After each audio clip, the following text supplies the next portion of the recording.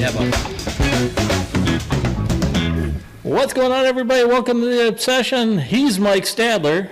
He's Carl Bethke. Here we are. Whoa! Whoa! Ba-bam! Shake up. How are things going, Mike? Going good. Thanks for asking. Good. Yeah, getting to be late January now. Yeah, loving life. It's getting ready here. I'm just looking forward to spring. Right? Getting back on some more projects. We're doing some TSI and some hinge cutting now. Oh, yeah, getting stuff done. Getting that stuff done. Got the big plans coming. You guys be sure to watch everything on Small Property Layouts. Plug.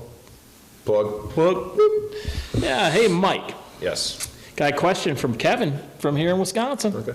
It's a real simple one, very short. Oh, God, you always say that. Yeah, it's a simple one. You're going to love it, though, because this will probably just piss you off when I say it. Oh, God. And I don't think he means anything bad by it, but Right. He's like, have you guys ever regretted shooting a buck, and why? You ever regret shooting a buck, Mike, that you've taken? I mean, like, ever regret it? Because you guys know that we talk a lot about respect for the animals we hunt and being happy with the animals you shot. Regret shooting a buck. Kind of a tough question. I've regretted not having extra buck tags. Yeah. But now, people are going to take that statement right there and they're going to say, well, that means you regretted shooting a deer. I've never downplayed any of the bucks I've shot. I've been happy with them. Yes. So I won't say I ever regretted shooting one of them. I'll say no. Yeah. There's always a bigger buck. Well. That you see. Like I just said it like this year. The one that was the one I was after was with the one I shot. Yes. Yeah, they were fighting before you shot the one you shot. So I didn't have to shoot the one I shot. No. But I did. When I choose to make that decision, I stick with it, and they're all on my wall. Carl knows. Every one of them is on my wall. Yeah. We don't shoot a deer. We don't shoot a buck unless we mount it. Yeah, well, we're going to mount it if we shoot it. I have a 180-inch mule deer, and I have a 90-inch mule deer. Me too. And it's on my wall. Yep. So I don't regret it because I have the most respect for animals. I really do. I don't enjoy killing them. I say this all the time. Like, I don't enjoy that part of it because it's the end of that chapter, and I feel their life ends, their story ends, so that ours can continue. Yes. So I respect the hell out of the animals that I am allowed to take, and I say allowed to take. Not everybody can do what some of us do all the time. So it is a humongous thing to me. I have been upset before because I've mistaken one for another. I can say that. Yeah, well, some people... I've shot the wrong deer. Yeah, no, I get that. But I was happy, but I was like, shit, I thought this was this deer. Yeah. And it wasn't. Well, a lot of people... You know what I mean? And people will warp this on the internet. You guys, and I'm not saying you guys personally, but certain people will take exactly what Mike just said and said, well, that's regret. Yeah, but I didn't regret shooting it. It's not regret. I was thinking it was a different deer. Yeah. But obviously, again, I go back to my last statement. When I shot it, it was good enough to me to kill. Yeah. So I was like, oh, this is a different deer. Yeah. Shit, I thought this was this deer. Yeah. Well, I actually, the buck I shot, the buck I shot with a bow, I thought was the other 8-pointer at first when I seen him. He came by, Okay. Well, you know where he was. I mean, he was at 7 yards when I seen him. Because what do? When we look, we're like, Yep, and that's it. Yeah, 100%. That's how we make our decision. I'll count and look at things later. Yeah. And I think that's where it gets lost with what we do with people. Like, I don't regret them. I can show you my walls. I can show you there. I have younger antelope bucks over there that I hunted harder than some of the bigger ones I've killed. Yeah, they're on my wall. 100%. Yeah. They're all on my wall. Yep. There's a younger class mule deer there Yep. that I shot, and it took me 7 or 8 days to kill one. That's the hardest you even said it in the video, and show it here. That's the hardest deer mule deer you hunted for, and we've been hunting together 26 years. That one, no, the wall. Is that one? No, that's the one downstairs. That was the one in the snow. Oh, I thought that was the one. No, that's the one in South Dakota. Oh, okay, yeah. That one took us over a week, Yes, it did. you know, to get into deer and to Yeah. kill one. And I was happy. You can show the video. I was happy as hell of it. Oh, yeah. People are going to shoot that deer. I don't care if you like it. I was ecstatic with Yeah. him. I took his life, and that meant something to me. Yeah, and that's what this show is all about, you guys. We're going to be talking about, you know, real world hunting and us being happy, and hopefully you This has being been a ton of work. 7 days in here. And, I see it. Cutter. got Cutter and Curl. Cutter and curl. And he's a younger lope. I'll tell you what, I shot a couple. Checking it out, and hopefully you'll learn something. You know, I'll say this. Remember, when you come up to that animal and that animal is there dead, you're the first person allowed to lay hands on that animal. Think about that. Ever.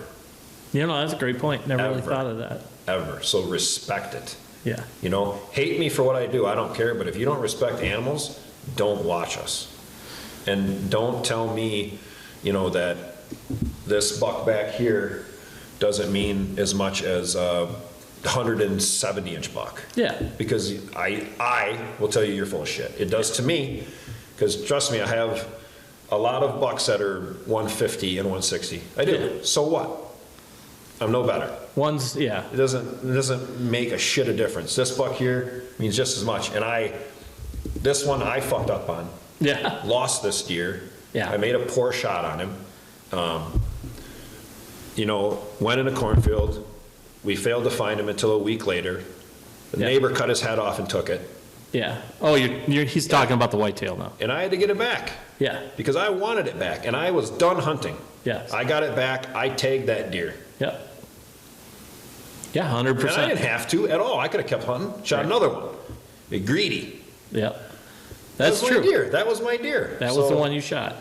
Think of me what you want, but I'll say those couple statements. Yep. Well, that's a very good point. If I had a microphone, which I do, but I don't want to drop it because we had to pay for them. Yeah, and they do a lot of thumping when you, but, you know, as for respect for animals and stuff, you're not gonna find two guys that have more respect for animals than we do. And we talk about it all the time on the show, and we're hoping that you guys are the same type of people that are watching the show.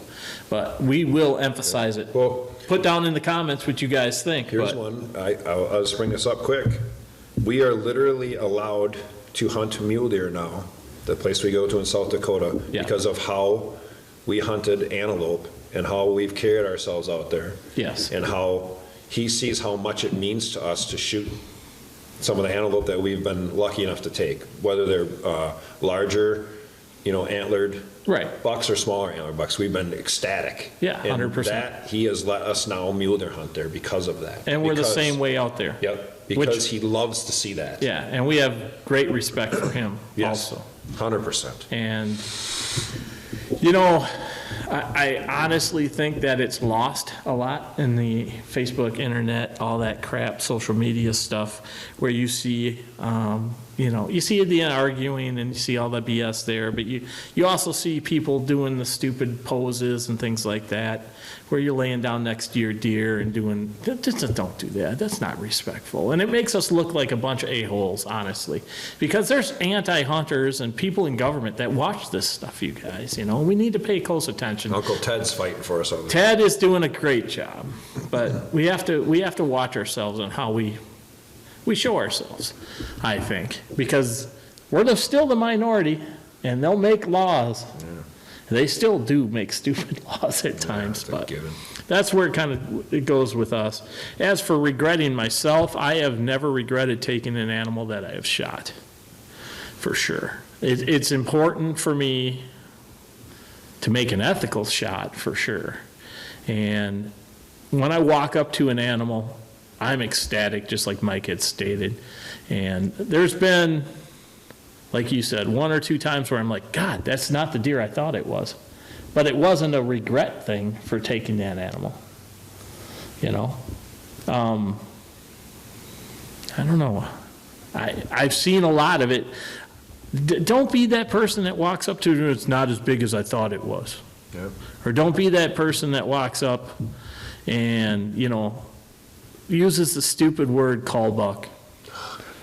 You know, I've seen a thing recently And I'm going to throw it out, was Don Higgins, who I have great respect for that man. I really do. But he really kind of ticked me off with this cull buck being able to control genetics bullshit that he's put out over the last couple weeks. Well, you can dictate which bucks on your farm make it to older age classes and which ones don't. Now, are you a fan of culling? Absolutely. It has made a world of difference on this farm. It is absolutely, I think my farm is, without a doubt, one of the best farms in North America for whitetails. And it happened through the habitat, through the nutrition program, the food plot program that I got. But the biggest game changer was when I started culling. Here's the thing that I throw at everybody, because I get people arguing with me that culling, it's been proven culling don't work. Well, you can dictate which bucks on your farm make it to older age classes and which ones don't. And here's what happened years ago on my farm. I was trying to keep every buck alive. And what would happen is I would lose the best bucks in each age class. And what I need to start doing is I need to start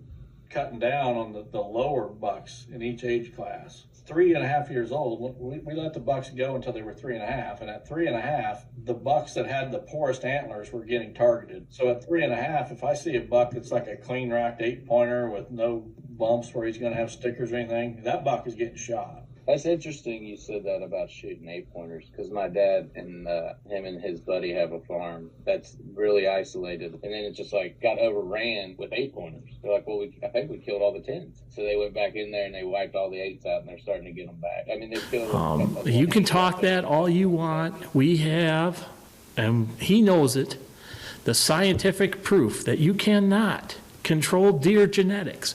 And don't get me wrong, Don shoots great deer and he intensely manages his properties and all of that. But he can't control the genetics. He's always going to have 8-point genetics on his property. Maybe not as many if he takes them out, and I think that's his point. But you're not controlling the genetics. You never get that 8-point out unless you are able to control which doe is the breeding. Got to take the doe out. You know, and we can't distinguish that. We know that. Proven fact. So, you know, that bothers me a little bit. I guess that would probably be our call to bullshit statement, which would be, you know, Don saying that, in my opinion. You know, put your comments down, because Don is entitled to his opinion as much as we are to ours, but there's scientific proof that you can't control the genetics on small properties. And we only have a 40 and a 70. Yep.